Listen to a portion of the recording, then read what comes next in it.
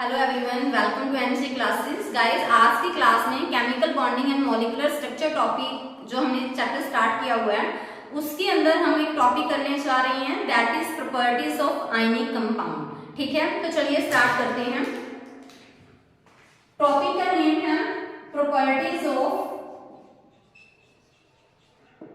Ionic compound.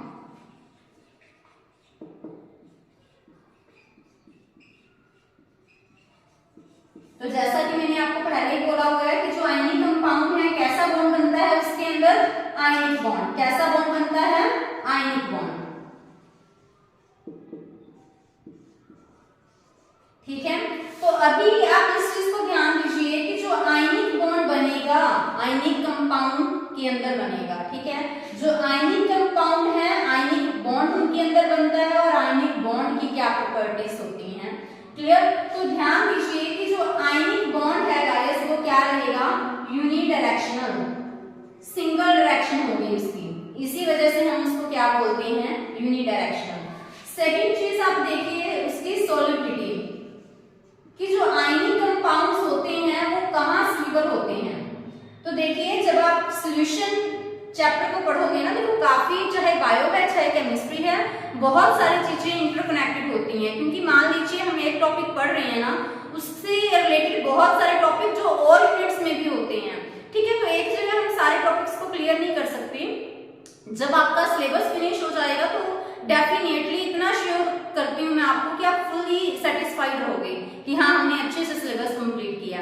ठीक है, तो अभी देखिए कि जो सॉल्युबिलिटी है ना, सॉल्युबिलिटी का कांसेप्ट गाइस आप सॉल्यूशन यूनिट के अंदर भी पढ़ोगे, जहां पे आप इस चीज को पढ़ोगे कि लाइक डिसॉल्व लाइक, यानी कि जैसे एक सब्सटेंस है तो किसके अंदर डिसॉल्व होगा? दूसरे सब्सटेंस के अंदर, बट वो एक जैसे ही होंगे।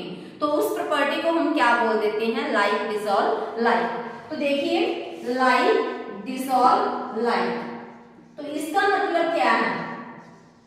इसका मतलब है कि अगर कोई पोलर सब्सटेंस है तो वो किसके अंदर डिसॉल्व होगा? पोलर के अंदर।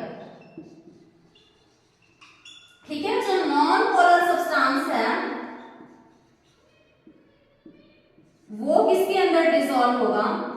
नॉन पोलर के अंदर। तो यानी कि लाइक डिसॉल्व लाइक, अगर पोलर है तो पोलर में डिसॉल्व होगा, नॉन पोलर है तो वो कहां डिसॉल्व होगा? नॉन पोलर के अंदर। इसी को हम बोल देते हैं क्या? Like dissolve like. तो जैसा कि आपको पता है कि जैसे मैंने एग्जांपल ले लिया NaCl का, NaCl बताइए कि ये पोलर है या नॉन पोलर है? क्योंकि आयनिक कंपाउंड्स की बात करते हैं तो NaCl is the common ionic compound, क्योंकि हम डेली रूटीन में अपने घरों में यूज कर रहे हैं इसको। तो जो NaCl है वो क्या है? Ionic compound. तो यहाँ पे पॉजिटिव नेगेटिव जनरेट होता है ना, तो वो इट मींस वहां पे पोल बन रही है। पोल बनना मींस वहां पे वो क्या है? पोलर है। तो अगर ये पोलर है तो क्या मैं कह सकती हूँ कि ये वाटर के अंदर सॉल्युबल है? क्या ये वाटर के अंदर सॉल्युबल होगा? बिल्कुल होगा, क्योंकि वाटर भी क्या है? पोलर है।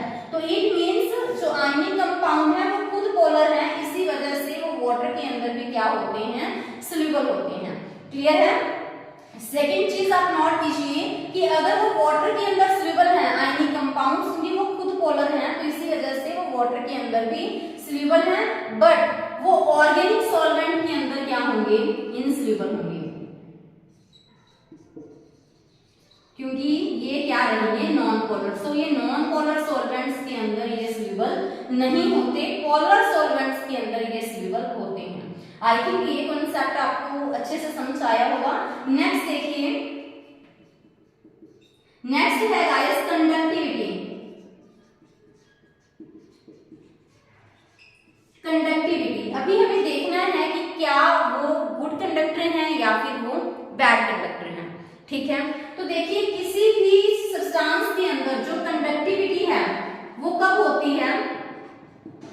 कंडक्टिविटी मेनली होती है इलेक्ट्रॉन्स के फ्लो की वजह से या फिर आयंस के फ्लो की वजह से, जब आयंस मूव करते हैं। ठीक है, तो या तो इलेक्ट्रॉन फ्लो करें या फिर आयंस मूव करें वहां पे, तो एट दैट टाइम हम बोलेंगे कि वहां पे कंडक्टिविटी है। तो इलेक्ट्रॉन कहाँ फ्लो करते हैं? इन केस ऑफ मेटल्स जब हम पढ़ते हैं, ये मेटल्स भी क्या है? गुड कंडक्टर है इलेक्ट्रिसिटी की। क्लियर है? तो अभी आप इस चीज को देखो कि क्या आयनिक कंपाउंड जिनके अंदर आयनिक बॉन्ड है NaCl है, क्या वो गुड कंडक्टर है इलेक्ट्रिसिटी का? तो देखिए अगर मैं जनरली बात करूं NaCl अगर सॉलिड फॉर्म में है, अगर वो सॉलिड फॉर्म में है, क्या वो आयंस बनाएगा? नहीं। जब आयंस ही नहीं बने तो फिर वो गुड कंडक्टर भी नहीं होगा। तभी हम कहते हैं कि सॉलिड फॉर्म के अंदर जो आयनिक कंपाउंड्स होते हैं वो क्या होते हैं? Bad conductor. क्या होते हैं वो? Bad conductor. क्लियर है? बट अगर हम बात करें मोल्टन फॉर्म की या फिर हम बात करें सॉल्यूशन फॉर्म की, तो जैसे ही हमने NaCl का सॉल्यूशन बनाया है ना, उसको वाटर के अंदर ऐड किया, ठीक है, तो ऐसे में अगर वाटर के अंदर हम NaCl अगर ऐड करते हैं तो क्या होगा? उसके आयंस बनेंगे, Na पॉजिटिव अलग से Cl नेगेटिव अलग से, तो आयंस फॉर्म हो गए ना। अभी ये आयंस मूव करेंगे one place to another place, तो इन आयन की मूवमेंट की वजह से वहां पे क्या होगी? कंडक्टिविटी होगी। तो इसी वजह से उनको क्या कहा जाएगा? Good conductor of electricity. तो आई थिंक आपको ये कॉन्सेप्ट अच्छे से समझ आया होगा कि जो आयनिक कंपाउंड हैं वो बैड कंडक्टर ऑफ इलेक्ट्रिसिटी भी होते हैं और गुड कंडक्टर ऑफ इलेक्ट्रिसिटी भी, but good conductor of electricity रहेंगे वो सिर्फ और सिर्फ मोल्टन फॉर्म या फिर सॉल्यूशन फॉर्म के अंदर, बट वो बैड कंडक्टर रहेंगे किसके अंदर? सॉलिड। नेक्स्ट प्रॉपर्टी देखिए, फिजिकल स्टेट।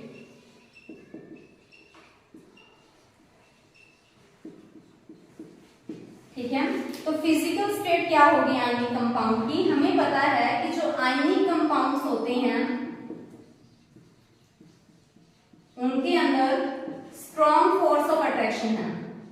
ठीक है, तो अगर अट्रैक्शन बहुत ज्यादा है तो उसकी वजह से फिर उनकी फिजिकल स्टेट क्या रहेगी गाइस? उनकी फिजिकल स्टेट रहेगी सॉलिड स्टेट। क्लियर है? नेक्स्ट देखिए मेल्टिंग एंड बॉइलिंग पॉइंट।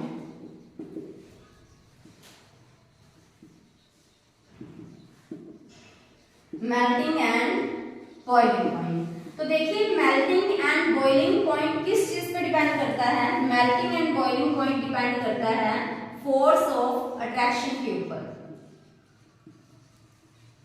तो आयनिक कंपाउंड्स में तो जैसा कि हमें पता है कि जो फोर्स ऑफ अट्रैक्शन काफी ज्यादा स्ट्रॉन्ग है, सो उस स्ट्रॉन्ग अट्रैक्शन को अगर हमें ब्रेक करना है तो उसके लिए एनर्जी भी ज्यादा प्रोवाइड करनी पड़ेगी।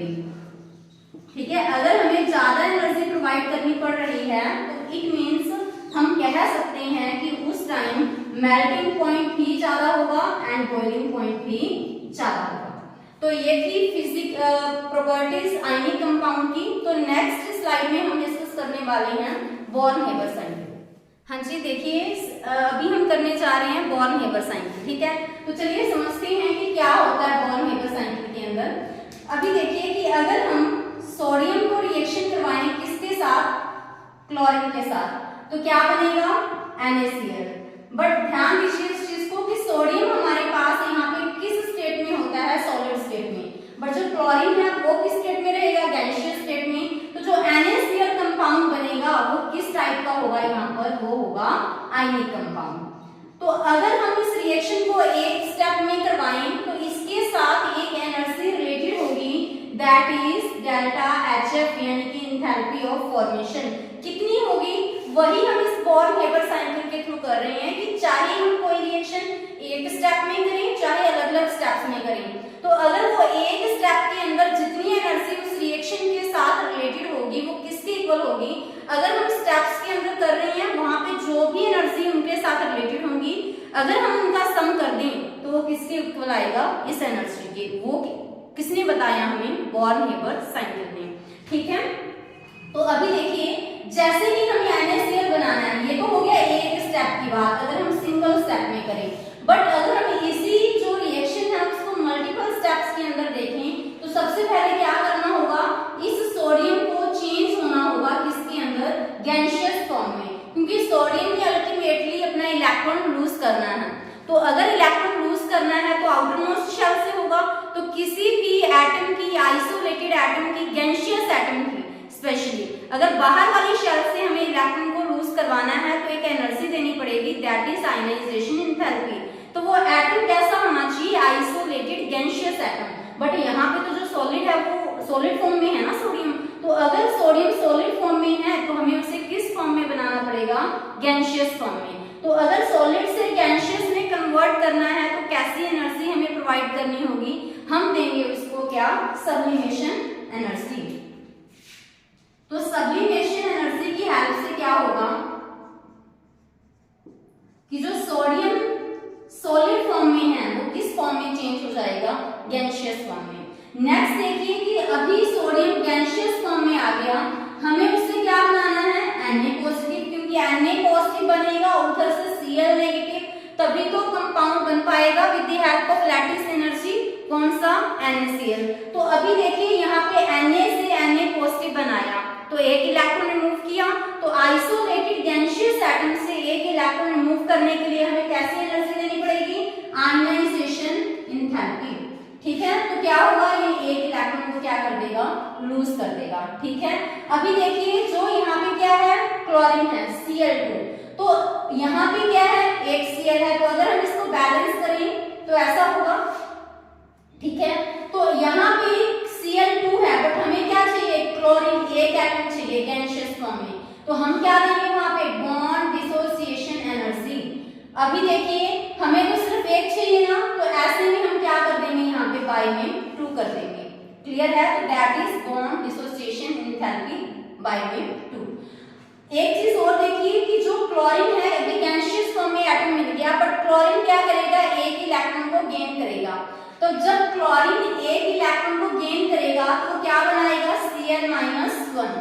ठीक है, तो इलेक्ट्रॉन को ऐड किया, इलेक्ट्रॉन को ऐड करते हैं जब हम, तो एक एनर्जी रिलेटेड होती है उसके साथ, दैट इज इलेक्ट्रॉन एफिनिटी। ठीक है, इसको क्या बोलते हैं हम, इलेक्ट्रॉन एफिनिटी। तो जब Na+1 Cl-1 ये दोनों आपस में कंबाइन होंगे तो क्या बनाते हैं, वो बनाएंगे NaCl। तो प्रीवियस वीडियो के अंदर मैंने आपको ये चीज बताई थी कि जब Na+1 Cl-1 वो कंबाइन होंगे, ये आयंस हैं, इलेक्ट्रोस्टैटिक फोर्स ऑफ अट्रैक्शन है इनके अंदर, तो ऑब्वियस सी बात है ये कंबाइन होंगे और कंबाइन होकर ये क्या बनाएंगे, NaCl बनाएंगे, जो कि क्या है, एक आयनिक कंपाउंड है। ठीक है, तो यहाँ पे बॉन्ड बन रहा है, समझ रहे हो ना। तो जैसे यहाँ पे Na+1 है, Cl-1 है, तो यहाँ पे आयनिक कंपाउंड बना, बॉन्ड बना है। तो अगर बॉन्ड बनता है तो उस टाइम आप इस चीज को ध्यान दीजिए, लैटिस एनर्जी इन्वॉल्व होगी। लैटिस एनर्जी इन्वॉल्व तब भी होती है जब आयन से 1 मोल कोई भी कंपाउंड बनता है, तब भी लैटिस एनर्जी रिलेटेड होती है।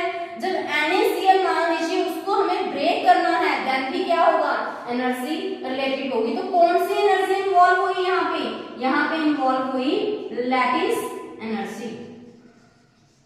तो क्लियर है कौन कौन सी एनर्जी यहाँ पे इन्वॉल्व हुई। तो इसको मैंने बोल दिया फर्स्ट स्टेप, इसको हमने बोल दिया सेकंड, ये है थर्ड स्टेप, और ये क्या है फोर्थ, और ये फिफ्थ एनर्जी जो यहाँ पे इन्वॉल्व हुई है वो क्या है, लैटिस एनर्जी।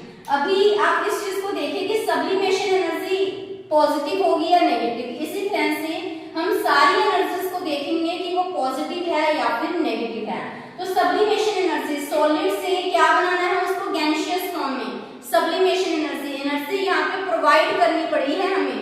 तो जब भी एनर्जी प्रोवाइड करनी पड़े तो वो कैसी होगी, पॉजिटिव। तो एनर्जी यहाँ पे पॉजिटिव होगी क्योंकि वो कैसी रिएक्शन है, एंडोथर्मिक है, क्योंकि एनर्जी देनी पड़ रही है, एनर्जी वहां पे एब्सॉर्ब हुई है, यूज हुई है, तो इसी वजह से ये कैसी वैल्यू रहेगी इसकी, पॉजिटिव। आयनाइजेशन एंथैल्पी, बाहर वाली शेल से इलेक्ट्रॉन को निकालने के लिए एनर्जी देनी पड़ी, सो ये एनर्जी भी कैसी होगी गाइस, ये भी होगी हमारे पास पॉजिटिव। तो यहाँ पे भी तो एनर्जी देनी पड़ी, तो ये भी क्या रहेगी, पॉजिटिव।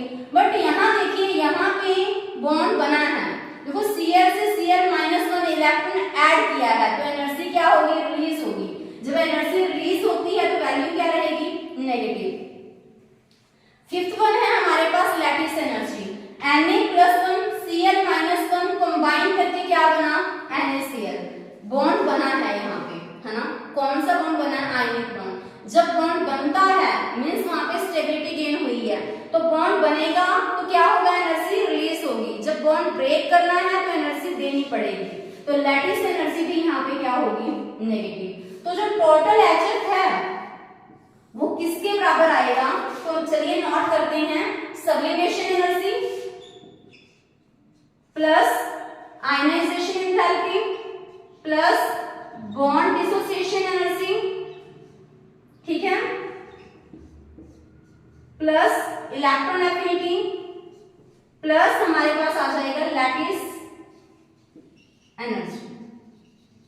तो इन सभी के सम के बराबर होगी हमारे पास डेल्टा HF। और इस चीज को भी नोट कीजिए कि ये वैल्यू भी हमारे पास पॉजिटिव रहेगी, ये भी हमारे पास पॉजिटिव रहेगी, ये भी पॉजिटिव, इलेक्ट्रॉन एफिनिटी ये नेगेटिव और ये भी नेगेटिव। जब हम इनकी वैल्यूज पुट कर देंगे तो हमारे पास अल्टीमेटली क्या आ जाएगा, डेल्टा HF आ जाएगा। तो आई थिंक जो NaCl आयनिक कंपाउंड है उसके लिए आपको बोर्न-हेबर साइकिल क्लियर हो गया होगा, जिसके थ्रू हमें ये कहना चाह रहे हैं बोर्न-हेबर साइकिल कि चाहे कोई रिएक्शन एक स्टेप में करें तो जितनी एनर्जी उनके साथ रिलेटेड होगी वो किसके सम के बराबर होगी, जितनी अगर हम स्टेप्स के अंदर कर रहे हैं ना उसको, जैसे लैटिस एनर्जी है, बॉन्ड डिसोसिएशन एनर्जी है, इलेक्ट्रॉन एफिनिटी है, सब्लिमेशन एनर्जी है, आयनाइजेशन एनर्जी है, तो उन सबके सम के बराबर होगी। बट यहाँ पे ये वाली वैल्यूज हमें पॉजिटिव लेनी है और ये क्या लेनी है, हमें नेगेटिव लेनी है।